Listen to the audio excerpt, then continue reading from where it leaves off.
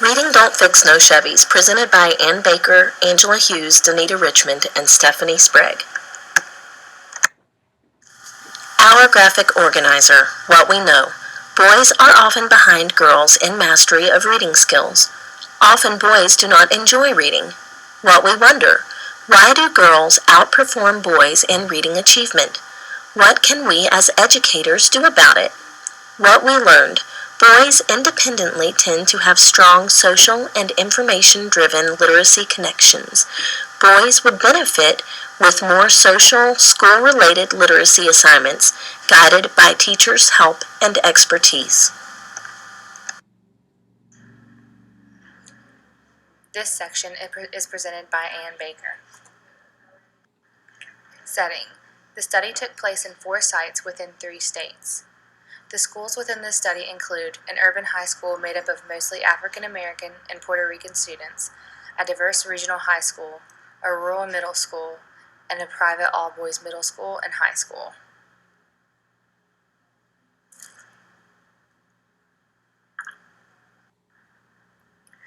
Introduction. Reading Don't Fix No Chevys is written based on a study completed by Michael W. Smith and Jeffrey D. Wilhelm. The authors sought out to complete a systematic study on the literature lives of boys. The study examined a wide variety of adolescent boys who differed in race, social class, school experience, and achievement and literacy background. The participants included 32 European American boys, 10 African American boys, 5 Puerto Rican boys, and 2 Asian American boys. Each school had a different approach for selecting participants. These varied from selecting students in an English department, 7th grade students, 11th grade students, and students from diverse learning communities. 1/3 of the boys were rated as high achievers, 1/3 of the boys were rated as average achievers, and 1/3 of the boys were rated as low achievers. Each boy read a series of different profiles of males who either embraced or resisted different attitudes towards literacy. The boys reacted to the stories with similar or indifferent attitudes. Each participant was paid $100 to complete the study. Chapter 1. What's Going Down? In the past, there has been little information on boys lacking a strong literacy education. Studies show that boys make up the largest achievement gap for reading. There has been an influx of literature and discussion based on the general knowledge that boys are in trouble both in and outside of the school. This has led to an outpouring of books marketed towards boys. Boys in trouble. Boys are 6 times more likely to commit suicide than girls. They are more than twice as likely to get into physical fights, 3 times more likely to be suspended from school, and 4 times more likely to be diagnosed as emotionally disturbed, depressed, or suffering from ADHD. The idea that boys will be boys has hindered the social and cultural expectations they must meet on a daily basis. Boys versus girls. Achievement. Boys take longer to read than girls. Boys read less than girls. Boys tend to excel at information retrieval and work-related literacy. Attitude. Boys value reading more than girls. More boys consider themselves non-readers than girls. Boys spend less time reading. Boys have less interest in reading for fun. Choice. Boys and girls read different things. Poetry is less popular with boys. Boys like to read about hobbies and sports. Response. A book's appearance is important to boys. Boys are less likely to talk about their literacy experiences, and boys require more teacher time on co-ed settings. Your turn. What is your opinion regarding the motivation to read from boys in your classes? This section is presented by Angela Hughes. Chapter 2. What boys like and why they like to do it.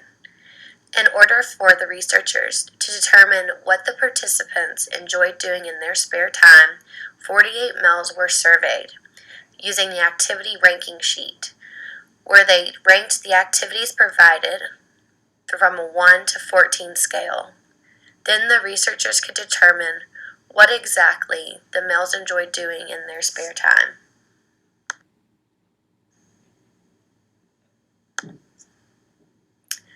Chapter 2. Lessons learned. After looking over the data provided through the activity ranking sheet, the researchers relied on the work of Csikszentmihalyi.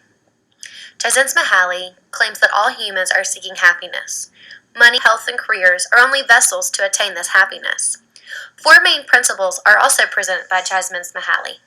First, we must have a sense of control and competence. On page 33, a participant in Smith and Wilhelm's study discusses reading by saying, quote, "It feels like it is almost a waste of time because you are not accomplishing anything." End quote. Secondly, it must be a challenge that requires an appropriate level of skill. On page 37, Smith and Wilhelm note, quote, "The young men in our study wanted to be challenged, but they wanted to be challenged in contexts in which they felt confident of improvement, if not success. If the challenge seemed too great, they tended to avoid it, instead returning to a domain in which they felt more competent." End quote. Next, they need clear goals and feedback. On page 40, Smith and Wilhelm explain, quote, "Our data suggests that many of our boys do not feel they received that kind of assistance," end quote, thus illustrating the need for clear goals and feedback in order to feel successful. And lastly, there needs to be a focus on the immediate experience. When a person is transfixed in an activity where they forget about time, this is a focus on the immediate experience. On page 41, the authors explain, quote, "To these boys, the immediate experience was key," end quote. These findings from Jasmine Smiley are consistent with what I found in my own research from Lamb and Law 2007. They identified 6 things that were necessary in order to motivate writers to write. 1. There must be a challenge that they can complete. It must have a real-life connection. When you ignite curiosity, this also motivates students. Students needed autonomy and choice. They also needed a clear focus and positive evaluations. And finally, specific feedback. Both of these studies sound very similar in helping us understand what motivates. Chapter 2, Noteworthy Additions. Smith and Wilhelm found some other commonalities that would be helpful to the study. First, the importance of the social. Second, the importance of getting away. Third, the importance of the activity. Fourth, the importance of avoiding the routine.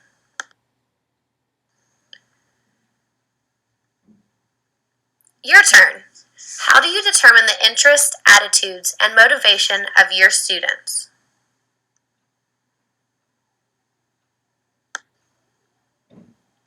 Chapter 3, Future and Reading. All participants in the study by Wilhelm and Smith indicated that school was important to their future. They also indicated that they valued reading. This seems promising to educators. However, the researchers also found on page 66, I quote, "The pleasure of learning and the pleasure of reading were not something that they focused on," end quote. Therefore, while reading and learning was important to their future selves, it wasn't necessarily important to their daily lives. Also, school did not directly impact their dreams, but rather their fallback plans.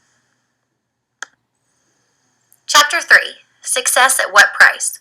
Throughout the study, the participants read about male characters who were stereotypes. This led to some intriguing discussions. On the topic of masculinities, the participants indicated that being smart meant being unpopular as well. On the topic of acting white, none of the African American students claimed to express this popular notion, that just because they read or excel at school, they were acting white. On the topic of social economic class, the researchers indicate on page 83, quote, "Boys in the urban school recognize that class issues can have a major impact on school achievement." End quote.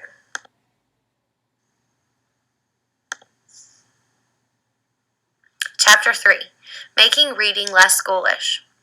In order for the participants to feel like reading was a more fun activity versus a school-related activity, they relied on the helpful hints from Just Plain Folks.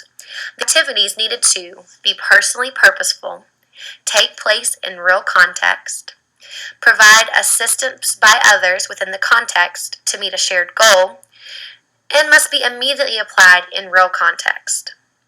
These help decide which activities and which genres.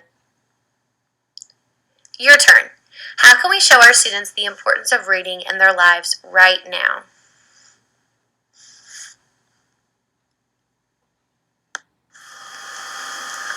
This section is presented by Danita Richmond. Chapter 4, Mostly Outside, Rarely Inside. Observation of Boys' Literacy Habits. Reading logs as a source of data collection.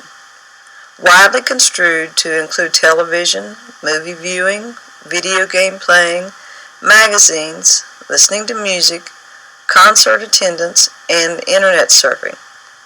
Follow-up interviews about the boys' reading logs every 4 to 6 weeks.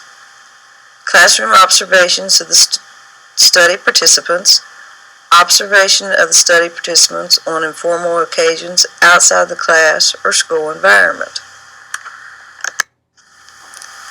Major reading log findings. Sharp difference between literate practices inside and outside of school. Boys' literate lives outside of school were surprisingly varied and rich. Boys' view of reading at school were as a tool, not something to be passionate about, no relation to immediate interests or needs, and completely unconnected to home literacy habits. More major reading log findings. The importance of competence.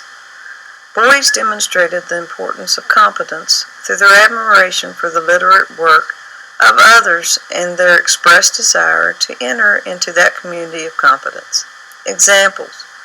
Rapper appreciated the work of other rappers. The movie lover appreciated movie directors and screenplay writers. Sports fans appreciated sports figures. Boys were reluctant to take on tasks in which they did not feel competent. More major reading log findings. The importance of competence. Many boys reported that if their teacher didn't show that they cared, they were less likely to work or to try hard for them. Some ways that a teacher could remediate this were: try to get to know students personally, show that they care about their students as individuals, find some ways to attend to students' interests, help boys to ensure that they have learned what has been taught, be passionate, committed, work hard, and know the content material, provide activities that are active, participatory, and allow for hands-on responses, provide clear purpose for why they are learning the content, provide problem-oriented work with opportunities for boys to express themselves and mark their identity. Another major finding, the importance of control. Very clear that the boys wanted a choice, wanted reading that fed their pre-existing interests. Choice and interest. Research has found that boys' interests were developed before reading and not through reading. Boys almost universally felt that school denied them choice and control, and therefore any sense of personal agency or competence.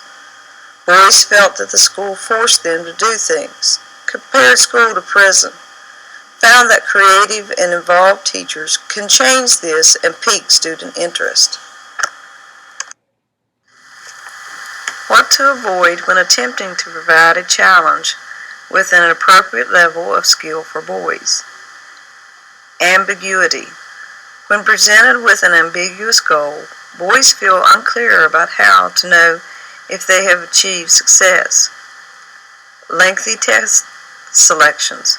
Boys complained that reading took up too much of their time, or they did not have enough time to read. Writing styles that turn boys off. Old-fashioned or too descriptive. Unfamiliarity. Some boys didn't understand the way texts were written. Example was plays. Texts featuring experiences that they cannot relate to or connect with. The importance of clear goals and feedback.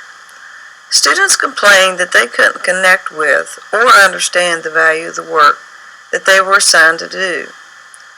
Boys felt that reading was just busy work. Boys expressed desire to read for getting information, figuring out what happens, immediate function, fixing and or making things, desire for realism, keeping track, staying up with live and ongoing events, game-like structures, helping others, such as with service, function as environmental feedback, example, writing songs and performing them. Tips for how schools can provide assistance to male students without enforcing too much control. Provide more opportunities for choice on reading materials and performance products. Make reading visible. Make reading interest-based and hands-on. Encourage teachers to take an interest in student lives and to build relationships with them. Your turn. What are some student interests that you have recognized which could inspire meaningful reading activities? This section is presented by Stephanie Sprague. Chapter 5. The texts boys enjoy and why they enjoy them. Major focus of this chapter, the immediate experience, the fourth characteristic of flow. A focus on immediate experience, the importance of the social. For boys, the social aspects of text encounters are the most important aspects for making literature immediate and engaging. Boys embrace reading both in and out of school that is fun, possesses intrinsic and immediately functional value, and is connected to them and their lives. Csikszentmihalyi states, reading cannot be enjoyable unless the student can imagine, at least in principle, that the symbol system is worth mastering for its own sake. That was from Smith and Wilhelm, 2002, page 142. Social aspects that motivate boys to read. In selection of texts. Boys often find motivation to read texts associated with a significant other. They often prefer texts that are recommended by someone that they care about, or perhaps texts that they have simply witnessed someone that they care about reading. Unfortunately, teachers are not usually a part of this social network. In addition, boys can find motivation to read texts that they personally relate to. They may relate due to the author of the text, or perhaps director in the case of a movie or play. They can also relate to the characters within a text. Even boys who don't do well academically tend to be inclined to read texts with characters that they find personally relatable. There is a tendency to relate most strongly to villains or underdogs.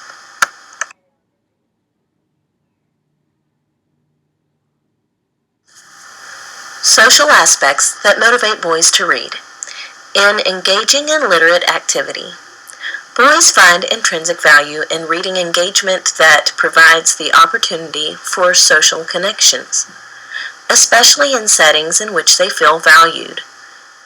They have a tendency to like group work. Student-recommended examples of group work include lab work, literature circles, and small group discussions. They tend to be bored by lecture-style teaching, seeing it as inactive. They equate active with interactive. Being active requires others with whom to be active. Social aspects that motivate boys to read. In the use of technology. The computer, a major tool boys tend to employ in their literate lives. Examples, instant messaging, electronic chat rooms, and email exchanges. Reasons, mostly to communicate with regular acquaintances, sometimes to meet new people or keep in touch with long-distance acquaintances, as a tool to express feelings more easily, or for instant communication. The importance of engaging materials. Necessity for immediate engagement with text in order to encourage continued interaction. Front-loading. Using attention grabbers to help students prepare for text engagement. The importance of engaging materials. Music as text. Inspires enthusiasm, appeals to different tastes, makes use of various literary elements, can develop relational bonds. Texts that are storied are preferred over textbooks, appeal to boys. Boys also prefer action-oriented over descriptive, like texts that are visual, emotional, action-filled, and have high impact. Texts that are visual. Boys prefer texts that are visual or stimulate visual thinking. Some examples are media texts like websites, TV shows, movies, etc., comic strips, cartoons, graphic novels, and more. The importance of engaging materials. Texts that are exportable. Exportability refers to texts that are easily exported into conversation. Easily reduced texts include headlines, box scores, jokes, and etc. They are not as complex as texts that are typically valued in school. Texts that sustain engagement. Boys like opportunities for engagement with literature. This can be through scaffolding, which occurs in being acquainted with characters and situations that build through book series or collections. And it helps readers feel competence. Enjoyable texts encourage repeated readings and viewings. The importance of engaging materials. Texts that provide multiple perspectives. These beat boredom and provide a powerful impact by showing new ways of looking at things. Texts that are novel. These beat the routine by providing something that seems new, interesting, or surprising. Enjoyable traits include satire and irony, make the reader feel that they have an inside scoop, or give the reader a sense of competence. Texts that are edgy or subversive. These instill a passion for reading by providing material that may be shocking, involve risk, display violence or controversy, and involve rule-breaking, subcultures, or being different. Texts that are funny. These can be non-passive and cause enjoyment through laughter. They are rarely a part of the school literary experience. Reading orientation descriptions used to define metacognitive processes during readings for this action research. Information-driven readings. A primary emphasis on learning from texts. Such readings focus on the literal levels of stories. Story-driven readings. A primary emphasis on entering the story world. Such readings focus on engaging with the characters. Point-driven readings. A primary emphasis on identifying the major morals and values that ground a story. Such readings focus on the ideas that a story evokes. Reading orientation descriptions used to define metacognitive processes during readings for this action research. Association-driven readings. A primary emphasis on the personal associations the story evokes. Such readings focus more on the reader's experience than on the story itself. Evaluation-driven readings. A primary emphasis on determining the quality of a story. Such readings focus on passing judgment rather than on entering the story world. Experience-driven readings. A primary emphasis on the emotions the reader experiences during the course of the reading. Such readings focus on the immediate emotional experience of the reader. Disengaged readings. Primary emphasis on simply completing the task. An overview of the findings based on the boys' read-alouds. The dominance of story-driven readings. Concern that most boys exhibited for the story characters leads Smith and Wilhelm to believe that they can build on boys' engagement tendencies to develop a point-driven reading orientation. Didn't exhibit the typical boy code stereotypes and reactions to characters and situations. And the boys seem to have a mistaken belief that schoolish reading is at odds with story-driven reading. How can we help students relate to characters? Front-loading activity suggestions. Simulate a character's conflict before presenting students with a new text. Go over hypothetical story-related scenarios. Ask thought-provoking, open-ended questions. Hands-on activities. Example, Have students design a self-identity coat of arms for themselves before a reading and for the characters after the reading.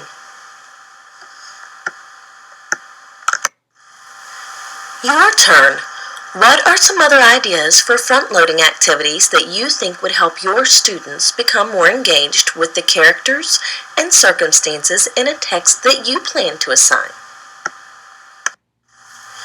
Chapter 6, A Profound Challenge, Implications for Classroom Practice. As a result of their study, Smith and Wilhelm believe in the absolute certainty of social relations in the lives of their male students, the understanding that most boys recognize the importance of school and literacy, at least in theory, the understanding that they have had meaningful transactions with a wide variety of texts, though it's unlikely that those texts are the kinds of short stories and novels traditionally taught in school, and the belief that many of them draw a hard line between school and home, and that their school lives have featured more procedural than substantive engagement. Nystrand, 1977.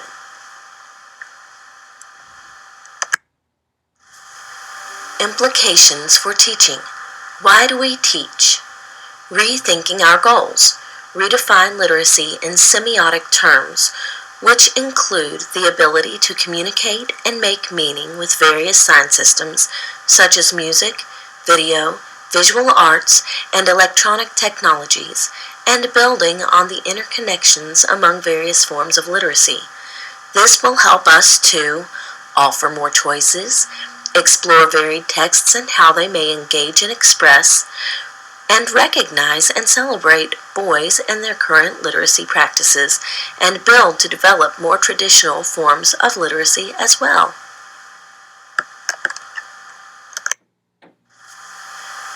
Implications for teaching. Why do we teach? The question of caring. See teaching as a transitive verb. We don't choose to teach the child English or teach English to the child. We do both. We can teach best by teaching responsively, attend to our students and how they are learning. What do we teach? Based on the study of boys' natural literacy tendencies, Smith and Wilhelm feel that it is best to create contexts that encourage problem solving. The power of inquiry. Motivate boys to seek answers through reading by structuring units around critical questions. An inquiry frame provides a meaningful and immediate context in which to teach strategies, concepts, and textual knowledge, to bond with our students through sharing our expertise. Use literacy engagement to help students inquire into issues connected to their own lives. What do we teach? Inquiry to create flow.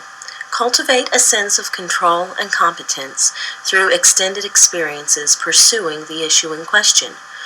Create a challenge that has an appropriate level of skill by allowing students to choose a subtopic about the contested issue by reading whatever texts are available that are appropriately challenging. Provide clear goals and give continuous feedback as students are helped to see to what degree they have understood the multiple perspectives around the issue and to what degree they are ready to stake their own position. All of these factors work together to enable students to focus on the immediate experience as they gain skills, strategies, and knowledge that can be applied in the future while doing the healthy work of the present. What do we teach? How inquiry challenges the traditional. It can be time-consuming, which goes against the current reform and testing movements with their push for the coverage of information.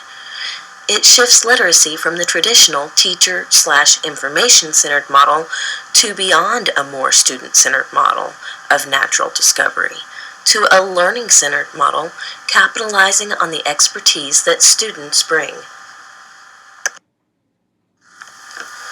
What do we teach? The selection of texts, using non-literary texts as a bridge to reading literature. Boys accept challenging text if it is interesting and they are given a clear purpose for reading. Shorter texts allow for more perspectives to be discussed, are less daunting, and tend to keep boys more engaged. Texts with humor. Opportunities for independent text choices during project research, during free reading time, within literature circles and book clubs. Boys even indicated that they appreciate limited choices. How do we teach?